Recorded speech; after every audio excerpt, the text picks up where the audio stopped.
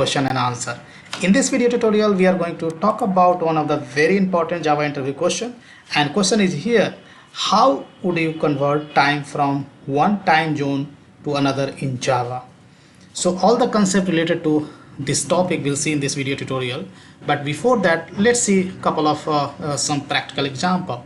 Yeah, so here is the Eclipse, and already I have coded offline so that I can save some time, and more I can spend time to explain you this code, yeah, and concept.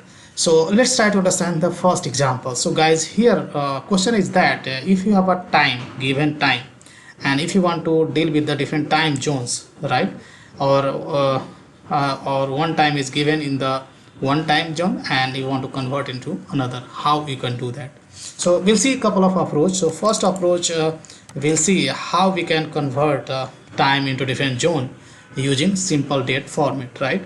So this is the example I have written. So first of all, what I have done, just I have created a calendar object. So calendar is having a get instance static method, so directly you can call by your class name. So this will give you the reference of or instance of calendar. Now we'll get the date object from out of calendar. So calendar is having method is called get time. So once you get the reference of calendar, then you can call get time method and get the reference of date, right? This is the date which belongs to the java.util package. Yeah, now we are making use of the simple date format. So here you need to specify your date format. So here I have a specified date format in 2-digit month, 2-digit month, 2-digit day, and 4 digits of year, right? Then R, minute, second, and this is capital Z, nothing but the time zone. Yeah, so here you have provision to specify your date and time in different format. Yeah, so this is the one of the format I have just chosen. It's for better clarity in what are the rest of the formats are available. You can go to this API, right? Simple date format. So this is date format is just an interface, and this is the one of the concrete implementation, right? Now we got the reference of date format. We are just calling set time zone method, and if we have a time zone basically class which belongs to the java.util package, we have a static method get time zone. So we call the get time zone, and here you need to provide the time zone ID. So here I have provided the provided time zone ID European time zone, right? So Europe/London, right? Now date format, we have a specified date time format. We have a specified time zone, right? And what time zone we want time, that also we have a specified. Now when you see when you look into the date format dot format, I pass this time, right? Then this will print time in the European format, right? So what's the time right now in the Europe, that will be printed. Now let's say I want to print time in the Asian time zone, right? So what you have to do, basically we have already reference of date format, right?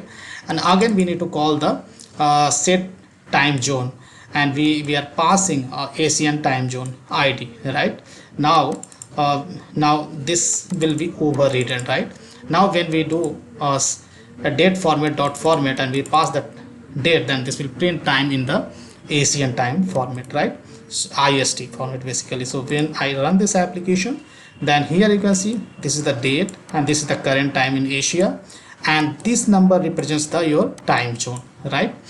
Now at the same time, when you basically this time is getting printed in the European time, right? This is the time which is currently in the Europe, right?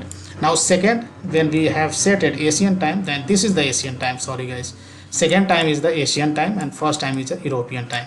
So this is the date, this is the time, current time, and this is the time zone, right? So this is the way to basically deal with the different time zone using simple date format. But when your application uses Java 8, or if you want to implement similar implementation in Java 8, right, you can do very well as well, right? So this is the example, second example which I have implemented in Java 8. But if your application doesn't use Java 8, you are using previous version of Java, then this example is gonna work, right? But to work with the Java 8, of course you need a JDK 1.8 or Java 8 in your machine, right? So let's see same example how we can implement using Java 8. So here in Java 8, these are the all basically a lot of classes I have used from the Java 8. So if you look into the Java 8, java.time, basically this is the package which has been added in the JDK 1.8, right? So JDK 1.8 basically comes with a lot of classes within Java .time package. Here you can see, and beauty of these classes is that these classes are completely thread safe classes and immutable. And as I said, these classes are immutable, that means thread safe as well, right? So here you can see how we can use Java 8 to implement time in the various time zone, right?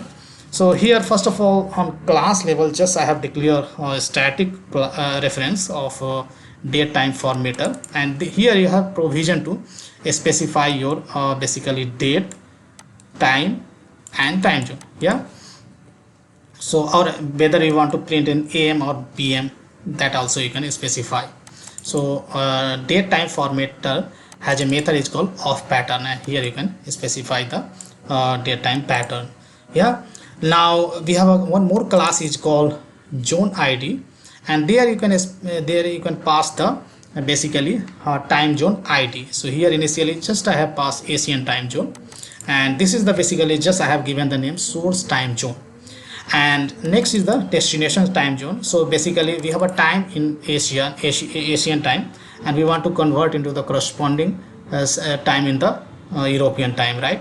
And that's why we are using European time zone over here, European time zone ID, right? Now in Java 8 we have a class is called local date time, basically which composed date and time both, right? So just we have called now method which will give us in the current date and time, right? Wherever current JVM is running.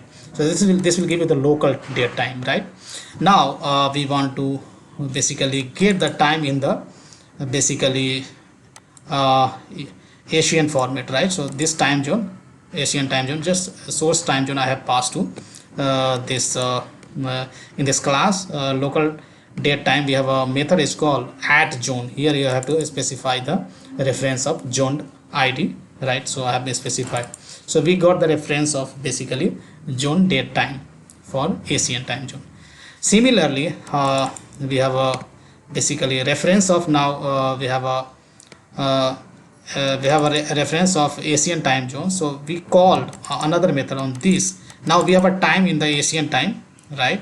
So of course this reference we have to pass to this formatter, what we are doing over here with the format method, and this will print date in the Asian time zone. Now we have a time in the Asian time zone, and we want to convert it into the corresponding time in the European time zone. So on this reference I have called with zone same instant, and there we pass the destination time zone, right? So we got the reference of current BST zone date time, means we want to print time in BST or you can see European time zone, right? And this reference we have to pass to this date time formatter. So that's what we are doing, date time formatter dot format, and this reference we have to pass these two references. So first time will be printed in the Asian time zone, and second time will get the European time zone. So let's run this application and see what output. So when you use Java 8, right, so this basically time prints in the human readable format, and it's better than what we have seen in the using simple date format, right? Here you can see this is the date, and this is the current time in PM, AM you can see, and in IST. Now corresponding date and time in the basically Asian time zone, this is the time. So of course this is different than basically IST time, and this is in PM. In Asian time currently printing in the PM, and basically an European time is coming in AM, right? So that's all I have in this video tutorial regarding the practical exposure. Now let's try to understand what are the whatever concept we have learned through this example, so which I have documented here. So let's try to understand each and everything. So first of all, java.util.date class is not time zone aware, as it does not store any time zone specific information in its object, and that's what we had used simple date format, and in Java 8 we have a basically date time formatter to convert date into a different time zone format. Yeah. Now when you talk about the java.util.date, it is clearly mentioned in the Java doc for date class. In date, a milliseconds value represents the number of milliseconds that have passed since January 1st 1970, right? This will not print time in the specific time zone. Yeah, so this will print a time zone with respect to the basically with respect to the time have passed since January 1st 1970, right?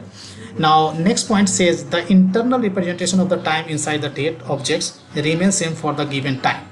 When we print the date object using system.out.println method, then date.toString method is basically invoked, which prints the date in the local time zone of the JVM, right?